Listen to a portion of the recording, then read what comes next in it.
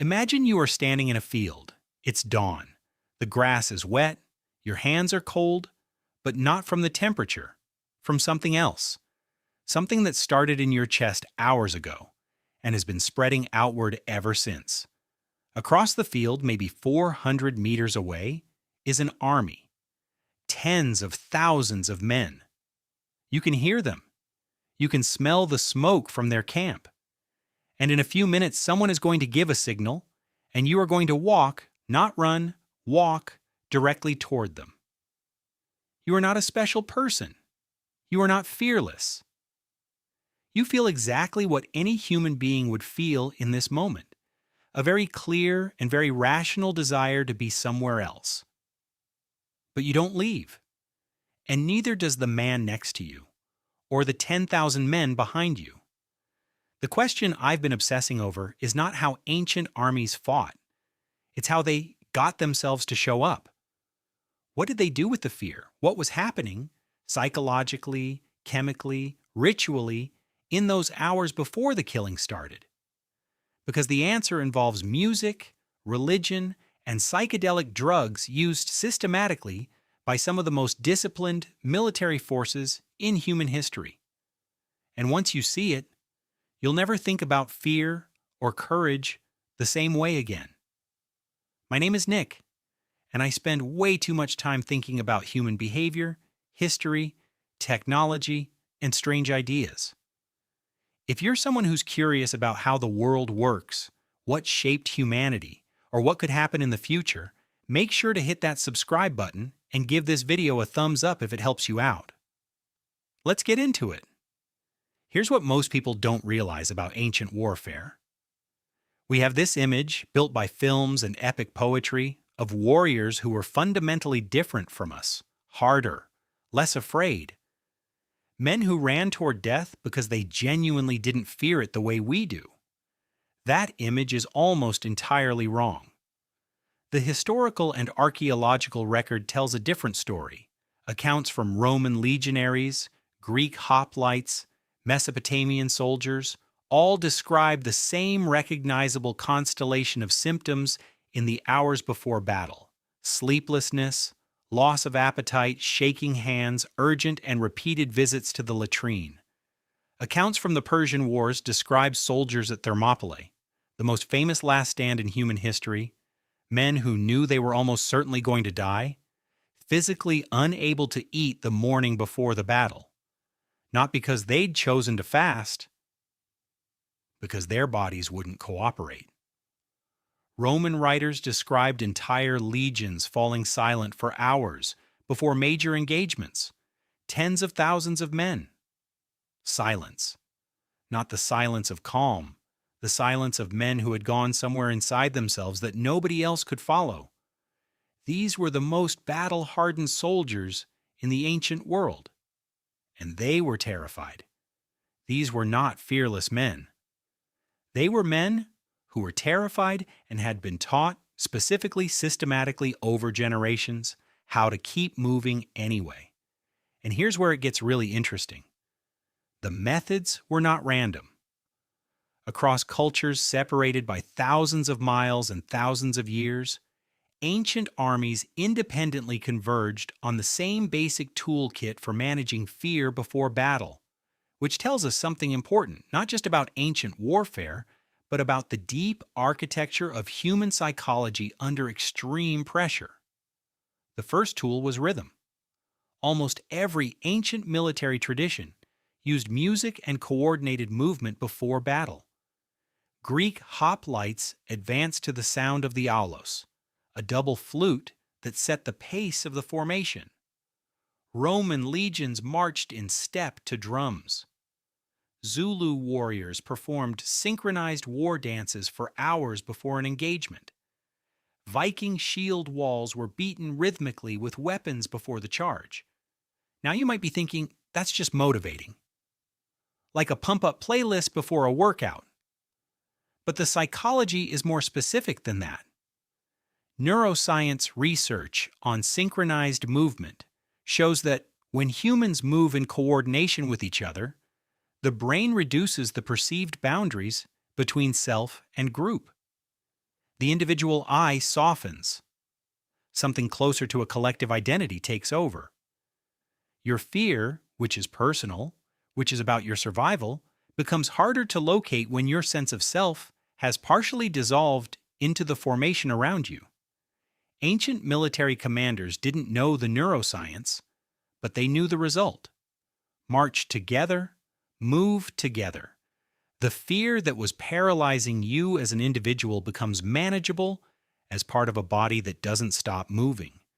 But rhythm only works if you have time. Time to form up, to march, to let the synchrony do its work. And there were moments in ancient warfare, the final seconds before the lines collided, the moment the enemy cavalry appeared on the flank, when there was no time at all, when the fear arrived faster than any formation could absorb it. For those moments, they had something different, something rawer.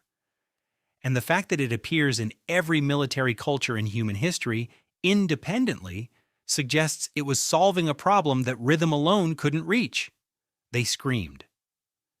The ancient battle cry is something we tend to romanticize, a heroic shout before the clash. But its primary function was physiological, not theatrical. Screaming before combat raises adrenaline, tenses the core, and gives the nervous system somewhere to put the fear energy that has been building for hours. The Greek alala, the Roman baritis, the Celtic screaming charge, the Japanese kiai. These sounds existed independently across cultures because they solved the same biological problem. Fear produces energy that has to go somewhere, and a full-body scream is one of the most efficient ways to convert it from paralysis into forward motion. Here's what makes this not a primitive technique we've moved beyond. The United States Army currently teaches a method called the combat breathing to kiai transition, a controlled breathing sequence that ends in a forceful exhalation. The Israeli Defense Forces train a version of it, so does virtually every serious martial arts tradition still practice today. The neuroscience behind it was only formalized in the last 30 years. The technique is somewhere between 2,000 and 5,000 years old. We didn't invent this. We rediscovered it. Here's what most people don't realize about ancient religious ritual before battle. We tend to think of it as belief, soldiers praying because they genuinely expected divine intervention, because they thought the gods were listening and would intervene if the ritual was performed correctly. Maybe some of them did. But the psychological function of the ritual was operating completely independently of whatever the soldier believed. Before major engagements, virtually every ancient army performed elaborate pre-battle rituals. The Romans conducted the tripudium as a sacred chicken divination, reading omens from the way chickens ate grain. The Greeks sacrificed animals and read the entrails. Aztec warriors participated in multi-hour ceremonial dances and bloodletting. Viking commanders performed elaborate satyr rituals that could last an entire night before battle. In 249 BC, the Roman consul Publius Claudius Pulcher was about to engage the Carthaginian fleet at the Battle of Drepana.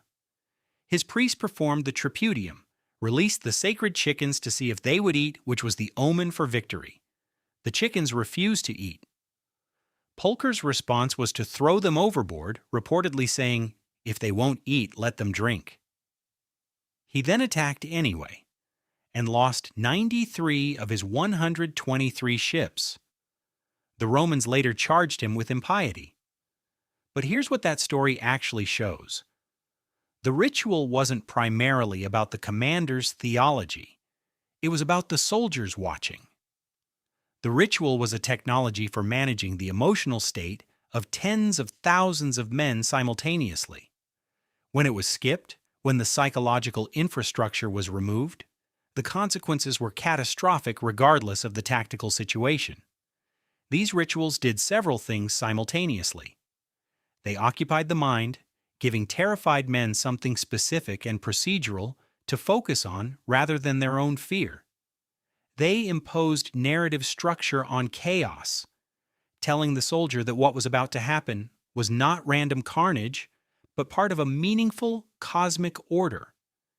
And they created cohesion around shared action, the entire army doing the same thing together at the same time. But here's the thing about ritual: even the most elaborate ceremony has a ceiling. There's only so much that prayer and procedure can do to a nervous system that is flooded with cortisol and adrenaline, and the sound of 50,000 men preparing to kill each other.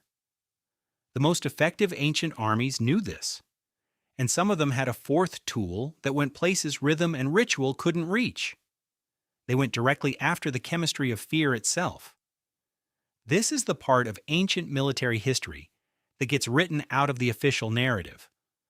Across virtually every major ancient military culture, there is evidence of psychoactive substance use before battle, not recreational use. Ritualistic, controlled, pre-combat use, deployed as deliberately as any weapon. Greek soldiers consumed a drink called Kykeion before certain rituals, a fermented barley mixture that may have contained ergot alkaloids, the natural precursor to LSD. Viking berserkers, the shock troops whose name we still use today, consumed a preparation almost certainly involving Amanita muscaria mushrooms and possibly henbane before entering the dissociative rage state that made them so terrifying and so militarily useful. Aztec warriors at certain ranks consumed psilocybin mushrooms as part of pre-battle ceremony. Scythian warriors, documented by Herodotus himself, inhaled cannabis smoke in group tent ceremonies before raids.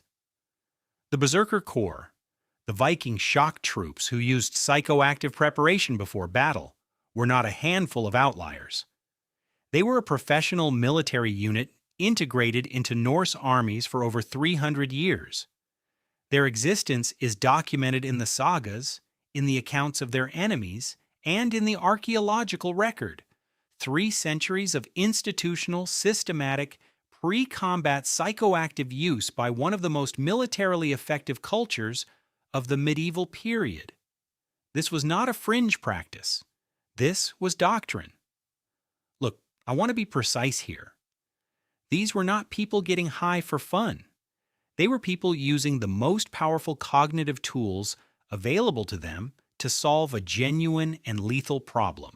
How do you turn a terrified human being into someone who can walk into a wall of spears? The altered state served the same function as the marching and the rituals. It dissolved the ordinary boundaries of individual fear. It removed the I that was afraid and replaced it temporarily with something that felt larger and less mortal.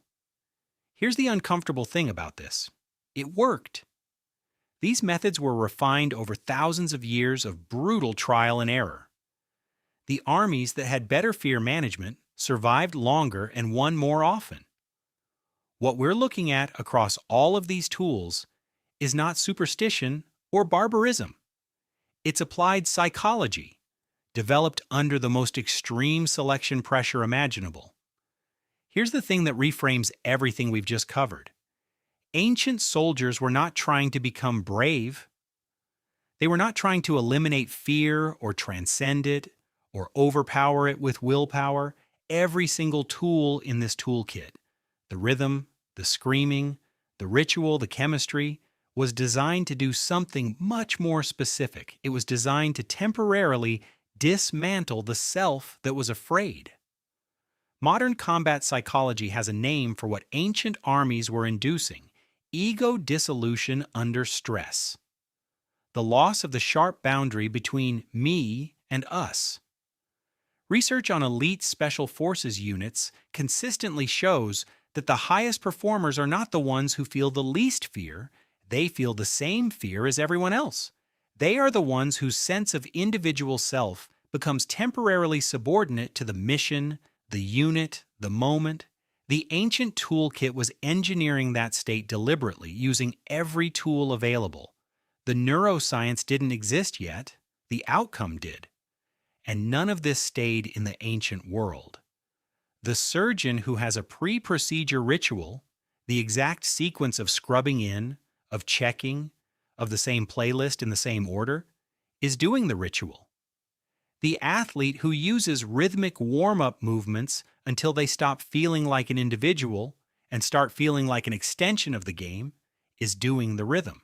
The person who does box breathing before the difficult conversation, who puts on the specific playlist on the way to the interview, who makes the same coffee in the same way before the presentation they're terrified of, is doing all of it. We are running the same toolkit. We just have smaller spears. The deeper insight, the one that actually changes how I move through the world, is this. Fear is not a problem to be solved. It is a signal to be managed. And the question is not whether you feel it. The question is what you have built deliberately and in advance to keep moving when it arrives. Ancient soldiers had their drum beats and their rituals and their gods. The question is what you have. We teach courage as though it's a trait. Something you have or you don't. Something built into your character that shows up when you need it. But the historical record, 2,000 years of it, across every culture that ever sent men into battle, tells a completely different story. Courage was never a trait. It was always a technology, something built, practiced, and deployed. Something that the most effective military cultures in history invested enormous resources into engineering because they understood something we've largely forgotten. A human being, left alone with their fear, without a system to process it, will almost always choose to survive over anything else. I think about those men in the wet field at dawn more than I probably should. Not because warfare is glorious, it isn't, but because the problem they were solving is one that never goes away. How do you do the necessary thing when every biological signal is telling you not to? They didn't solve it with courage. They solved it with systems, with the collective intelligence of thousands of years of people who had faced the same wall and figured out slowly how to get through it.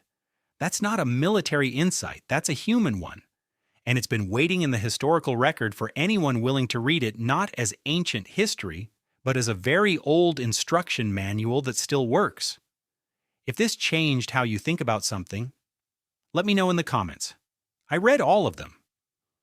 Subscribe if you want more of this, and I'll see you in the next one.